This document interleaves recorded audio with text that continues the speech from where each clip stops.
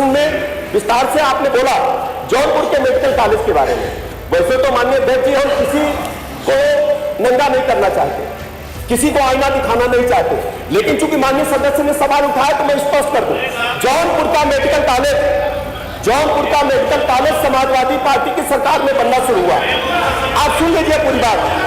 जब एक प्रश्न एक महिला जनप्रतिनिधि के द्वारा स्वास्थ्य मंत्री जी से किया गया तो उनके द्वारा नंगा जैसा शब्द का प्रयोग करना ये दर्शाता है कि आपकी महिलाओं की तरफ क्या सोच है और आपकी सरकार कितनी संवेदनशील है महिलाओं को लेकर के। यूपी विधानसभा के मॉनसून सत्र के दूसरे दिन भी खूब हंगामा हुआ।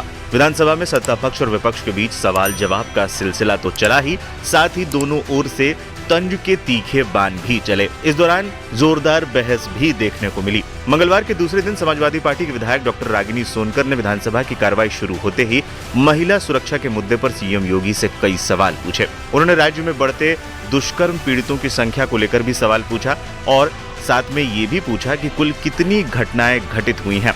जब सोनकर अपना सवाल पूछ रही थी तो उसी समय उन्होंने सोमवार को उप मुख्यमंत्री ब्रजेश पाठक की तरफ से दिए गए जवाब को लेकर नाराजगी जाहिर की। उन्होंने कहा, आप महिला विधायक के सवाल पूछे जाने पर नंगा जैसे शब्द का इस्तेमाल कर रहे हैं, इसी से आपकी संवेदनशीलता पता चलती है। कल विधानसभा में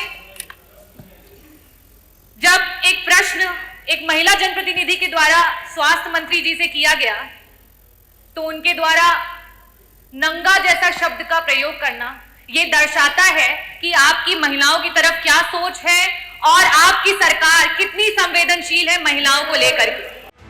बता दें, एक दिन पहले ही रागिनी सोनकर सदन में सीएम योगी आदित्यनाथ के सामने ही भड़क गई थी। दरअसल स्वास्थ्य मंत्री डिप्टी सीएम ब्रजेश पाठक ने रागिनी सोनकर की तरफ से जौनपुर मेडिकल कॉलेज की स्थिति और मेडिकल हालात को लेकर पूछे गए सवाल का जवाब दिया था। पाठक ने जवाब देते हुए सपा विधायक को लेकर कहा कि वो डॉक्टर हैं और उन्हें सरकार के कदमों के बारे में जानकारी होगी। उन्होंने आगे कहा, वैसे तो हम लोग किसी को नंगा नहीं करना चाहते हैं और आईना नहीं दिखाना चाहते हैं, लेकिन अब चूंकि माननीय सदस्य की तरफ से सवाल उठा है तो जवाब दे रहा हूँ। ब्रजेश पाठक की इस बयान को लेकर काफी ज्यादा चर्चा है। हालांकि इस बयान को सदन की कार्रवाई से हटा दिया गया है। और ये भी मैं बताना चाहता हूं, जहां तक एक सवाल प्रश्न में विस्तार से आपने बोला जौनपुर के मेडिकल कॉलेज के बारे में।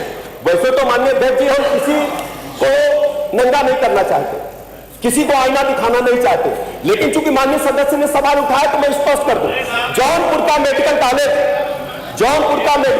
समाजवादी पार्टी की सरकार में बनना शुरू हुआ। आप सुन लीजिए पूरी बात। सुन लीजिए।